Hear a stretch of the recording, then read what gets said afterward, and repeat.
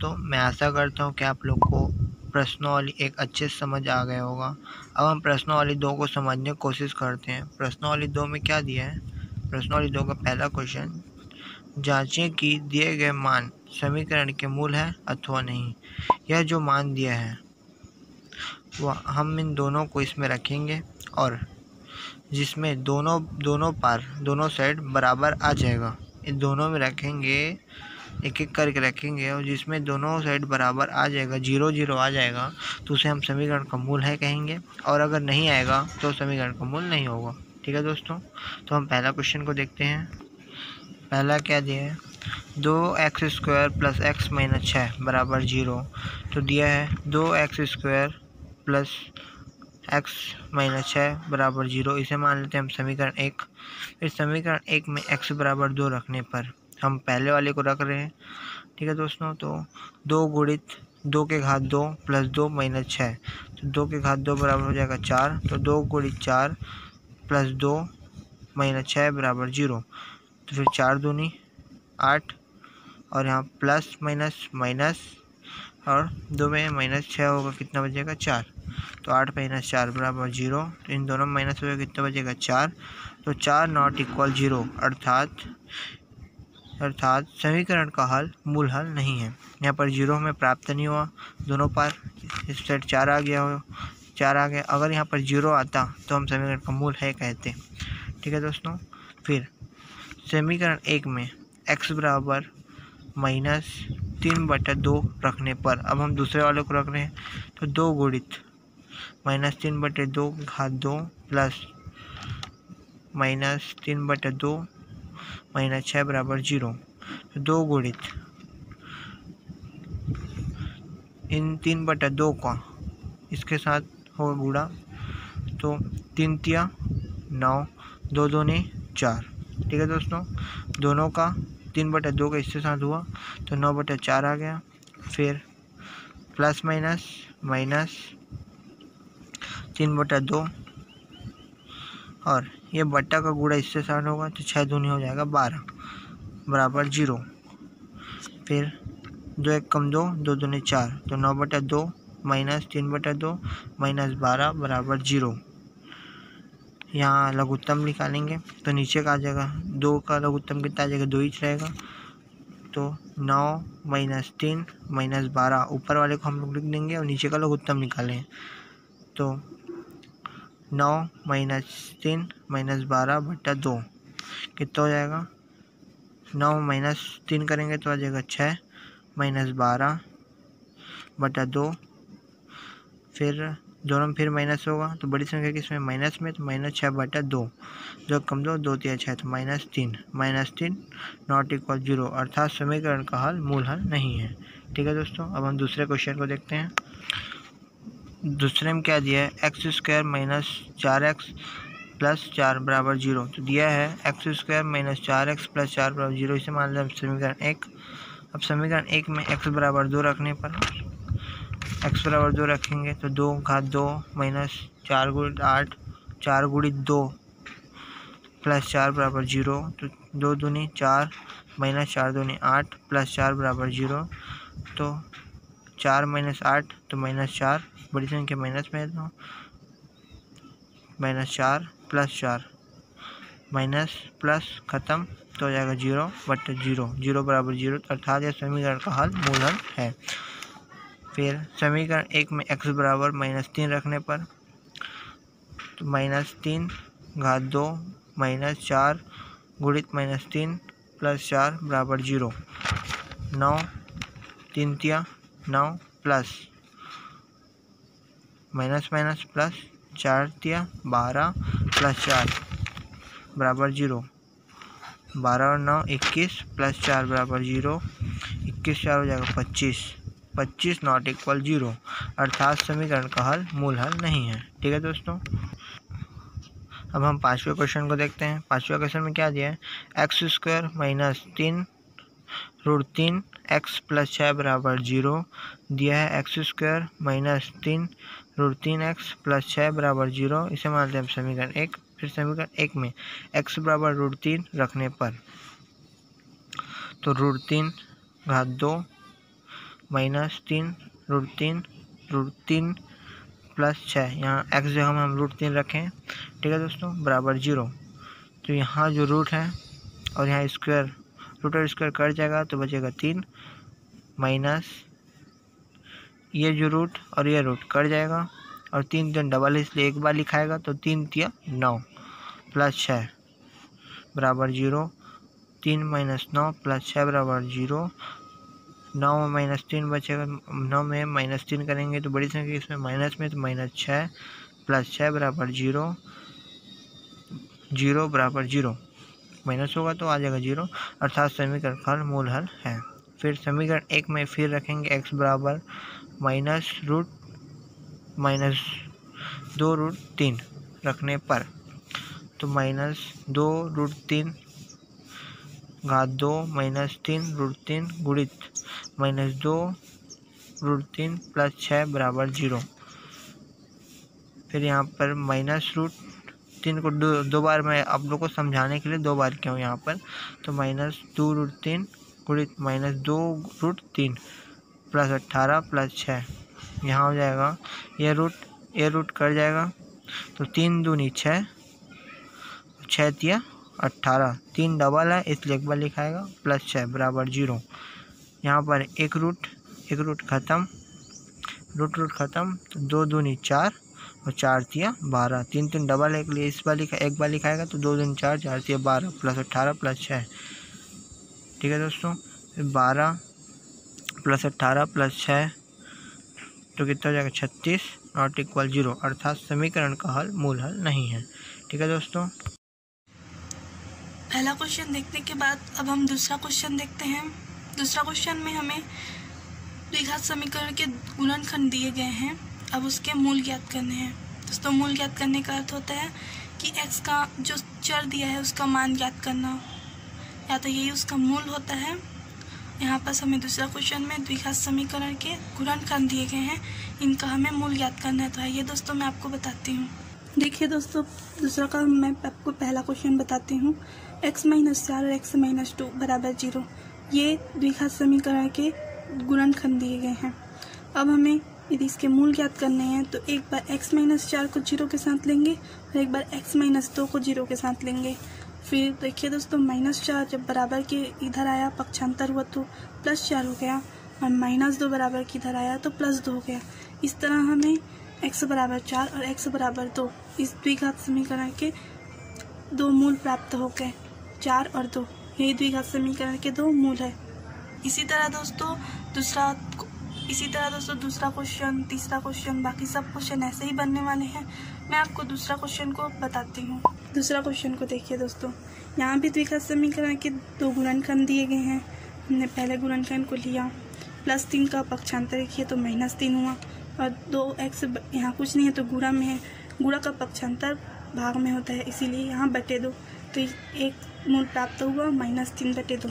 इसी तरह दूसरा मूल है दोस्तों 3x - 7, एक दूसरा गुणनखंड है तो -7 का पक्षांतर हुआ तो +7 हुआ, और 3 गुणा में है इसका पक्षांतर हुआ तो भाग में हुआ। इस तरह -3/2 और 7/3 दूसरे क्वेश्चन के द्विघात समीकरण के 2 मूल हमें प्राप्त हो गए। दोस्तों आप तीसरा क्वेश्चन को ध्यान से देखिए, यहाँ x - 7 की घात 2 दिया है तो हम x - 7 को 2 बार लिख सकते हैं। फिर इसी तरह हमें ऐसा प्राप्त हो जाएगा दोस्तों, और हमें 7 7 2 मूल प्राप्त हो जाएंगे। चौथा क्वेश्चन को मैं बताती हूँ दोस्तों आपको। चौथा क्वेश्चन में हमें द्विघात समीकरण दिया है दोस्तों, x² - 11x बराबर 0। अब हम क्या करेंगे, यहाँ x² - 11x है तो x और x को कॉमन निकालेंगे। यहाँ बच गया दोस्तों x - 11 बराबर 0, तो एक बार x बराबर 0 लेंगे और एक बार x - 11 बराबर 0 लेंगे। तो 0 तो कोई मूल नहीं होता, इसीलिए -11 का पक्षांतर 11 किए तो यहाँ चौथा का एक ही मूल प्राप्त हुआ दोस्तों, 11 मूल हुआ। पांचवा क्वेश्चन भी सेम तीसरा क्वेश्चन के जैसे बनेगा दोस्तों, और छठवां क्वेश्चन चौथा के जैसे। चौथा में जैसे कॉमन निकाले थे, इसमें कॉमन निकला हुआ है, x बराबर 0 लेंगे एक बार, और एक बार x + 1 बराबर 0 लेंगे तो -1 इसका मूल आ जाएगा। मैं आशा करती हूँ दोस्तों दूसरा क्वेश्चन आपसे बन जाएगा, यदि आपसे नहीं बनेगा तो बताइएगा।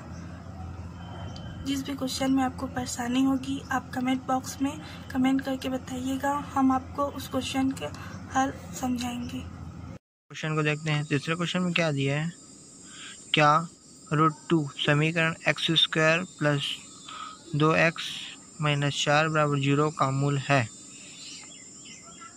यहाँ समीकरण दिया है, हम इसमें रखेंगे, इसको रखेंगे समीकरण 1 में।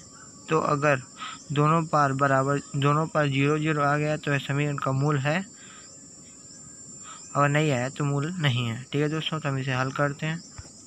दिया है समीकरण x² प्लस 2x माइनस 4 बराबर 0, इसे मानते हैं समीकरण 1। अब समीकरण 1 में जो x बराबर √2 रखने पर √2 दिया जिसको रख देंगे, तो √2 घात 2 प्लस 2 गुणित √2 माइनस 4 बराबर 0। 2 यहाँ स्क्वायर और रूट कट जाएगा तो 2 प्लस 2 गुणित √2 यहाँ कुछ नहीं है, √2 के पहले तो मतलब 1, तो 2 1 कम 2 और रूट, तो 2√2 माइनस 4 बराबर 0। फिर यहाँ -4 और +2 कितना हो जाएगा -2, तो 2√2 माइनस 2 बराबर 0, अर्थात समीकरण का हल मूल हल नहीं है। ठीक है दोस्तों, और जब पहले वाले में आप लोग के बनाने के लिए जो क्वेश्चन छोड़ा हूँ, अगर आप लोगों से क्वेश्चन नहीं बनेगा तो आप लोग हमें बताना, हम आपको और अच्छे से समझाने की कोशिश करेंगे। ठीक है दोस्तों। तीसरा क्वेश्चन तक देखने के बाद अब हम आपको चौथा क्वेश्चन बताते हैं। चौथा क्वेश्चन में बोला है दोस्तों, निम्नलिखित वर्ग समीकरण का गुणन खंडन करके उनके मूल ज्ञात कीजिए। तो दोस्तों हमें वर्ग समीकरण दिया हुआ है, उनके हमें गुणनखंड करना है और फिर उसके मूल ज्ञात करने हैं। दोस्तों दूसरा क्वेश्चन में वर्ग समीकरण के गुणनखंड दिए थे, फिर उनके हम मूल ज्ञात किए। चौथा क्वेश्चन में गुणनखंड दिए हुए हैं, इसके पहले गुणनखंड करेंगे फिर इसका मूल ज्ञात करेंगे। आइए दोस्तों मैं आपको पहला क्वेश्चन को समझाती हूँ। पहला क्वेश्चन दिया है 9x² माइनस 3x माइनस 2 बराबर 0। दोस्तों अब हमें इसका गुणनखंड करना है, तो मध्य पद का हम गुणनखंड करेंगे और 4 पद प्राप्त करेंगे। तो दोस्तों मध्य पद का गुणनखंड प्राप्त करने के लिए प्रथम पद और अंतिम पद का गुणा करेंगे, तो 9 दूनी 18। अब इस 18 को हम लोग दो टुकड़ों में, दो संख्या में ऐसे डिवाइड करेंगे जिसका गुणा करने पर 18 आए परंतु जोड़ने या घटाने पर 3 आए। तो देखिए दोस्तों इसका एक सरल तरीका है, 18 का हम गुणनखंड निकाल लेंगे। 2 × 18, 3 × 9 और 3 एकम 3। तो यहाँ हमें 3 संख्या प्राप्त हो गई, 2 3 और 3। अब इसी संख्या से हमें 3 प्राप्त करना है। तो देखिए दोस्तों 3 दूनी 6, 6 का 3 के साथ 6 का 3 को जोड़ेंगे तो 9 आएगा, लेकिन 6 में 3 को घटाएंगे तो 3 आ जाएगा। तो हमें 6 और 3 जिसका गुणा करने पर 18 आएगा और जोड़ने या घटाने पर 3, तो हमें 6 और 3 वो संख्या प्राप्त हो गई। तो हमें -6x प्लस 3x की बड़ी यहाँ माइनस लगा है, इसीलिए हम बड़ी संख्या के सामने माइनस लगाएंगे, प्लस 3x माइनस 2। प्रथम पद को वैसे ही लिख दिए, 3x की जगह -6x प्लस 3x लिख दिए, जिसको घटाने पर -3x ही आएगा और -2 को -2 लिख दिए। अब हम इसको दो पद ले लेंगे, 9x² -6x को एक पद और 3x माइनस 2 को एक पद। अब क्या करेंगे, कॉमन निकालेंगे। तो यहाँ x और x कॉमन निकलेगा और 9 और 6 ये 3 के पहाड़ा में आता है, इसलिए 3 को कॉमन निकाल दिए। 3 का 9 के साथ भाग किए तो 3 × 9, यहाँ 2x था इसीलिए 1x बचा है, माइनस का माइनस और 3 दूनी 6, यहाँ 1x कॉमन निकल गया था।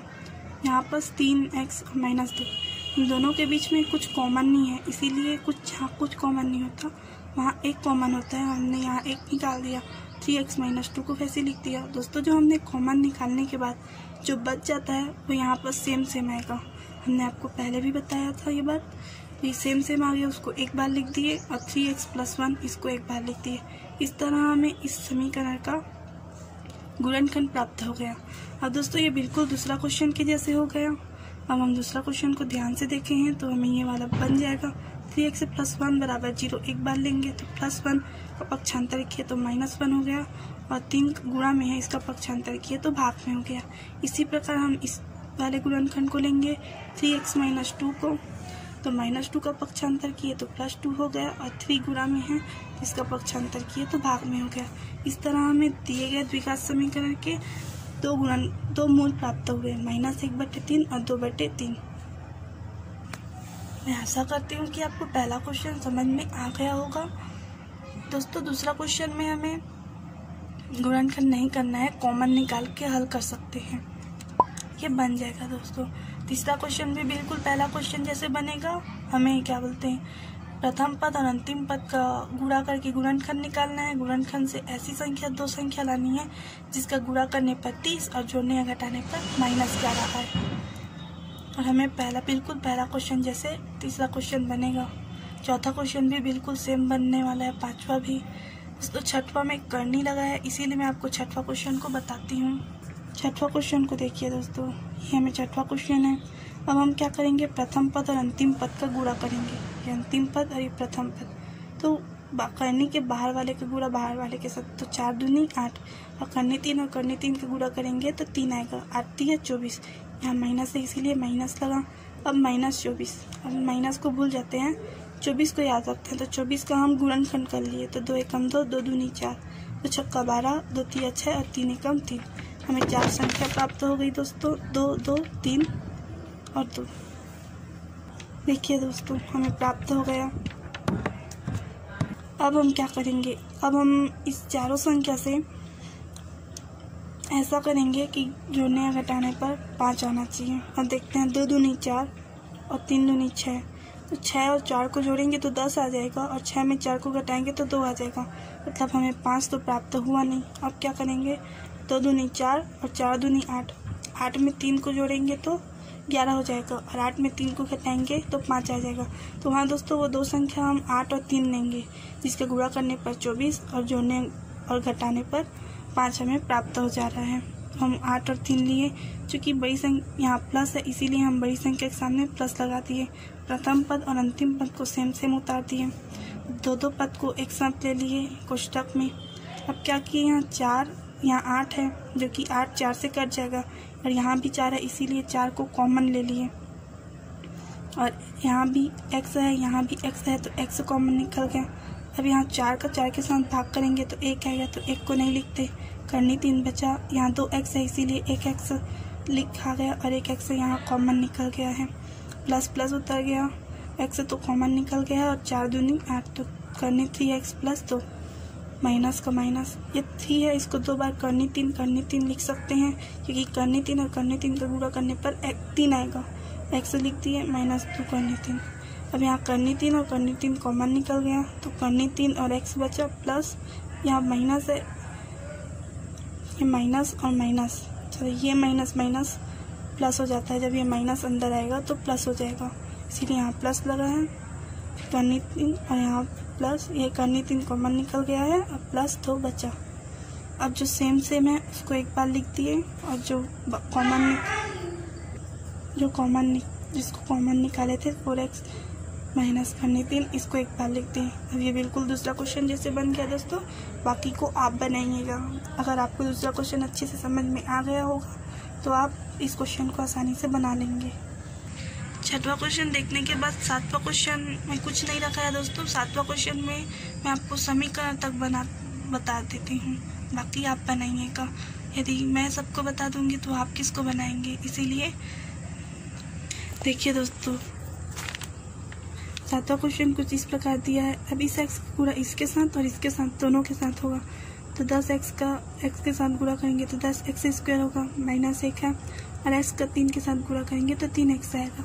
+3x को पक्षांतर किया तो -3x हो गया, -1 बराबर 0। इस तरह हमें द्विघात समीकरण प्राप्त हो गए। अब आप इसका गुणनखंड निकालिएगा। गुणनखंड निकालने के बाद आप मूल ज्ञात कर सकते हैं। नौवां क्वेश्चन भी बिल्कुल, नौवां क्वेश्चन में दोस्तों 4 पद दिए हैं। ये एक पद है, ये दूसरा पद है, ये तीसरा पद है, ये चौथा पद है। बस इस x का गुणा इसके साथ और इसके साथ कर दीजिएगा। बाकी 2 पद ले लीजिएगा, कॉमन निकालिएगा। कॉमन निकालने के बाद आपको मूल गुणनखंड प्राप्त होंगे। गुणनखंड प्राप्त होने के बाद आप आसानी से मूल प्राप्त कर लेंगे। यदि मैं आपको इसको बता दूंगी तो आप हल नहीं करेंगे, इसीलिए मैं आपको ये क्वेश्चन नहीं बताऊंगी। अब मैं आपको 10वां क्वेश्चन बताऊंगी जो थोड़ा टफ है, लेकिन आप समझेंगे तो ये आपके लिए इजी है। 10वां क्वेश्चन कुछ इस प्रकार है दोस्तों। यहाँ पर हमें द्विघात समीकरण तो दिए नहीं है, तो हमें इसको द्विघात समीकरण बनाना होगा। सबसे पहले हम इसको हल करेंगे तो तिर्यक गुणा करेंगे, तो x+1 का गुणा x+1 के साथ करेंगे तो x+1 की घात 2 आएगा।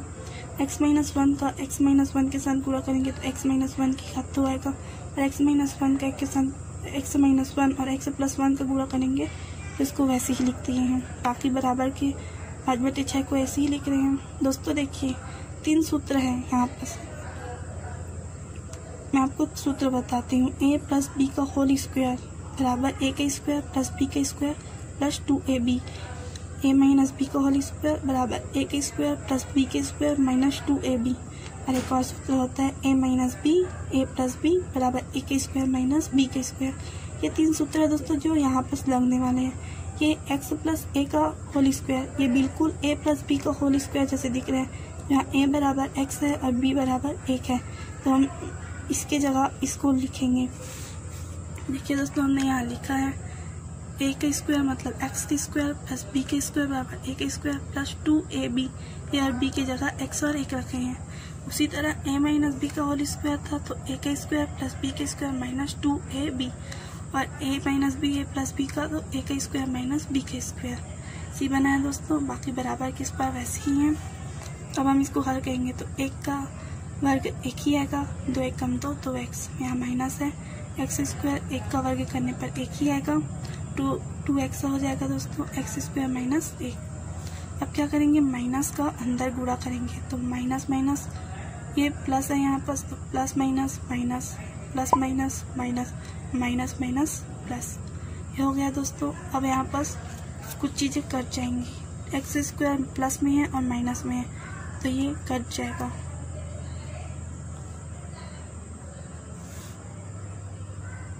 ये +1 और ये -1 भी कट जाएंगे। ये +2x से जुड़ जाएंगे तो 4x आ जाएगा। x² - 1 वैसे ही है बराबर 5/6। पुनः हम इसका तिर्यक गुणा करेंगे तो 4x का 6 के साथ गुणा करेंगे 24x आएगा। 5 का x² - 1 के साथ गुणा किए तो 5x² - 5 आया। अब हम इसका पक्षांतर किए तो 5x² तो -5x² प्लस 24x है यहाँ और -5 का +5। अब माइनस बाहर नहीं रहता दोस्तों इसीलिए माइनस का अंदर गुणा होगा तो ये प्लस माइनस हो गया और ये प्लस माइनस हो गया। अब दोस्तों अब हमें ये द्विघात समीकरण प्राप्त हो गए। अब ये द्विघात समीकरण प्राप्त हो गया 5x² - 24x - 5। अब इसका हमें गुणनखंड प्राप्त करना है और मूल ज्ञात करने हैं। देखिए दोस्तों 5 पंचे 25 होता है। 25 को ऐसे तोड़ना है जिसका गुणा करने पर 25 आए और जोड़ने या घटाने पर 24। तो 25 एकम 25 तो 25 में 1 को घटाएंगे तो 24 तो आ ही जाएगा। तो इस तरह हमें वो 2 संख्या भी प्राप्त हो गई। अब हम यहाँ पर कॉमन निकाल दिए। कॉमन निकालने के बाद हमें गुणनखंड प्राप्त हुए। गुणनखंड प्राप्त होने के बाद हमने मूल ज्ञात किया तो यहाँ पर हमें x बराबर 5 और x बराबर -1/5 2 मूल प्राप्त हुए। मैं आशा करती हूँ दोस्तों चौथा क्वेश्चन के बाकी सारे क्वेश्चन आपसे बन जाएंगे। यदि जो क्वेश्चन आपसे नहीं बनेंगे हम कमेंट बॉक्स में कमेंट करके बताइएगा। थैंक यू दोस्तों।